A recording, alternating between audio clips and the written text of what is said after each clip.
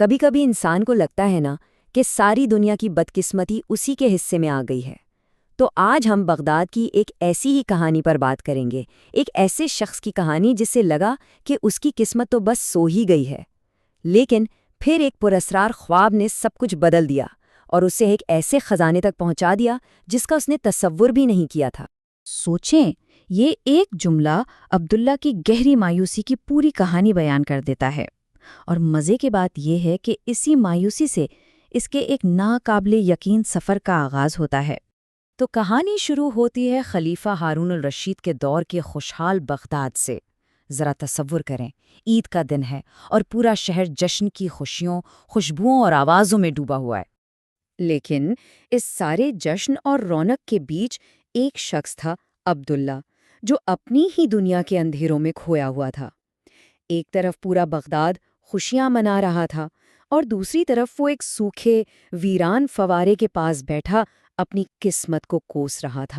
مگر اس کی بیوی گلنار کی سوچ بالکل الگ تھی۔ وہ اسے کہتی تھی، اور اس کی آواز آپ کہہ لیں حقیقت کی ایک ایسی تلخ گونج تھی جو عبداللہ کو بار بار اس کی بے عملی کا احساس دلاتی تھی۔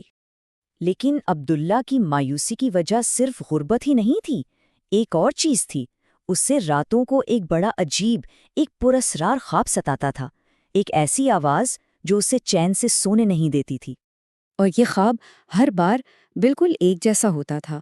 ایک آواز آتی جو اسے قاہرہ جانے کا حکم دیتی، کہتی کہ تمہاری قسمت وہیں چمکے گی۔ لیکن اسے کوئی ہمت ملنے کے بجائے یہ خواب اسے اور بھی زیادہ مایوسی میں ڈبو دیتا تھا۔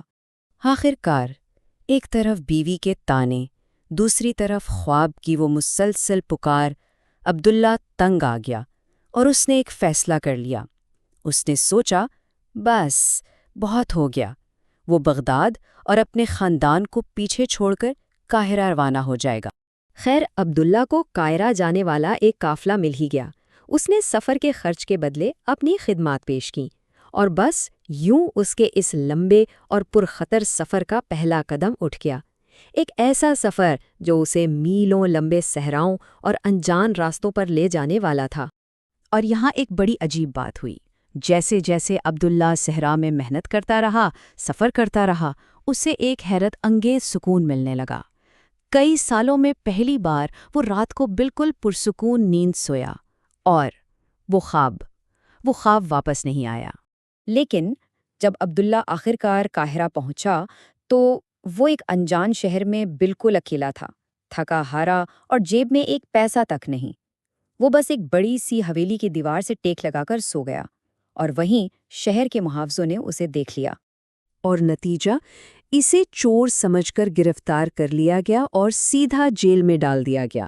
قاہرہ میں اپنی قسمت ڈھونڈنے کا خواب اب ایک بھیانک حقیقت میں بدل چکا تھا۔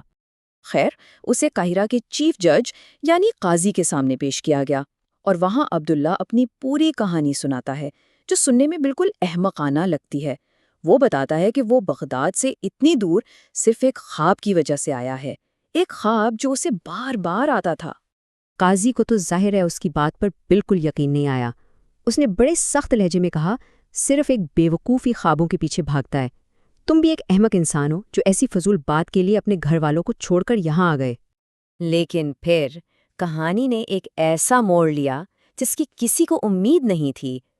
یہ ثابت کرنے کے لیے کہ خواب کتنے بے معنی ہوتے ہیں، قاضی نے خود اپنے ایک خواب کا ذکر کر دیا، ایک خواب جو اسے بھی بار بار آتا تھا۔ اور قاضی کا خواب کیا تھا؟ وہ دراصل ایک خزانے کا نقشہ تھا، ایک ایسا خواب جو اسے بغداد میں ایک تباہ حال حویلی کے بارے میں بتاتا تھا، جہاں ایک سوکھا ٹوٹا ہوا فوارہ تھا، اور اس فوارے کے پاس ایک گول سرخ پتھر جس کے نیچے سونے کا ایک صندوق دفن تھا۔ اور جیسے ہی عبداللہ نے یہ سنا، اسے ایک جھٹکا سا لگا۔ یہ تو وہی جگہ تھی جہاں وہ روز کھڑے ہو کر اپنی قسمت کو روتا تھا۔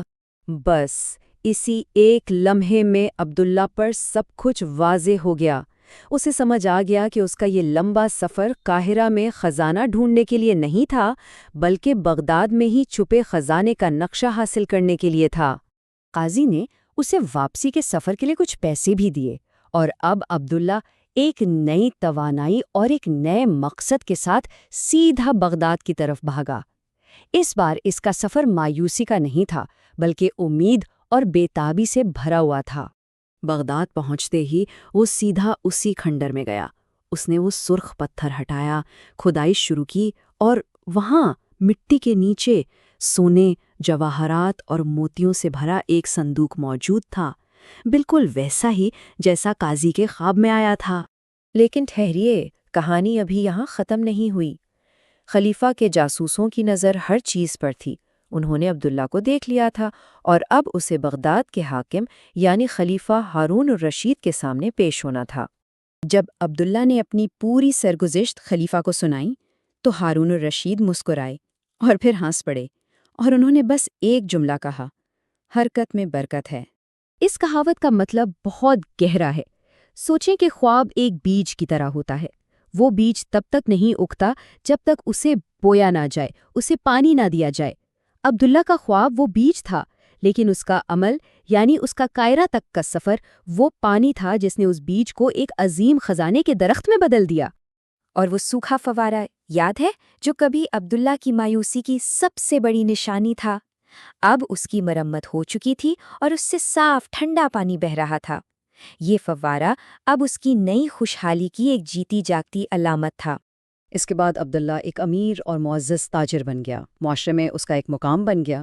اس نے اپنے خاندان کے لیے ایک نیا شاندار گھر بنایا، اور ہاں، اس فوارے کی بھی مرمت کروائی تاکہ پورا شہر اس سے لطف اندوز ہو سکے۔ اور سب سے اہم بات، اب وہ رات کو پرسکون نیند سوتا تھا۔ اب خواب اسے ستاتے نہیں تھے، بلکہ اس ناقابل یقین سفر کی یاد دلاتے تھے جس نے اس کی زندگی ہمیشہ کے لیے بدل دی تھی۔